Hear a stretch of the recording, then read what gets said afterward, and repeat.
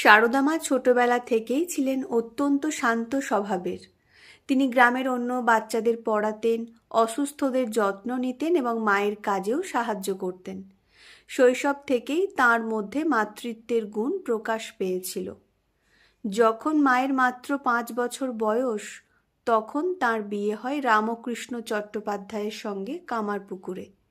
এটি ছিল সেই যুগে প্রচলিত শিশু বিবাহ, কিন্তু পরবর্তীতে এই সম্পর্ক হয়ে ওঠে এক পবিত্র আধ্যাত্মিক বন্ধন। ঠাকুর তখন দক্ষিণেশ্বরে মা কালীর সাধনায় নিমগ্ন। অনেক বছর পর যখন সারদা মা প্রাপ্তবয়স্ক হলেন, তখন তিনি ঠাকুরের সঙ্গে দেখা করতে দক্ষিণেশ্বরে যান। প্রায় 1872 সাল সারদা মা প্রথমবার দক্ষিণেশ্বরে পৌঁছান। ঠাকুর তখন গভীর সাধনায় রত ছিলেন। তিনি সারদা মাকে দেখে আনন্দে বলেছিলেন, এই তো আমার শক্তি এসেছে। তিনি সারদা মাকে কালী রূপে দেখতেন এবং তাঁকে পূজা করতেন শক্তি হিসেবে।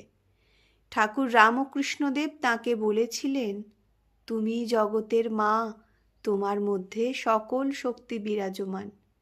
এইভাবেই তাঁরা ছিলেন দুই শরীরে এক আত্মা।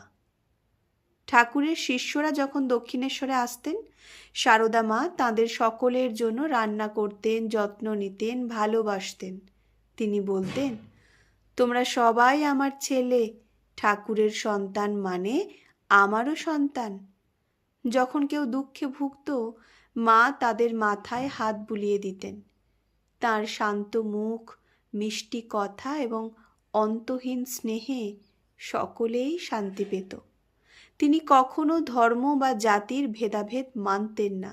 তিনি বলতেন, সকল ধর্ম একই লক্ষ্য শেখায়, ঈশ্বর প্রেম। তুমি যদি কারোর দোষ না দেখো, তবে তোমার মন শান্ত থাকবে।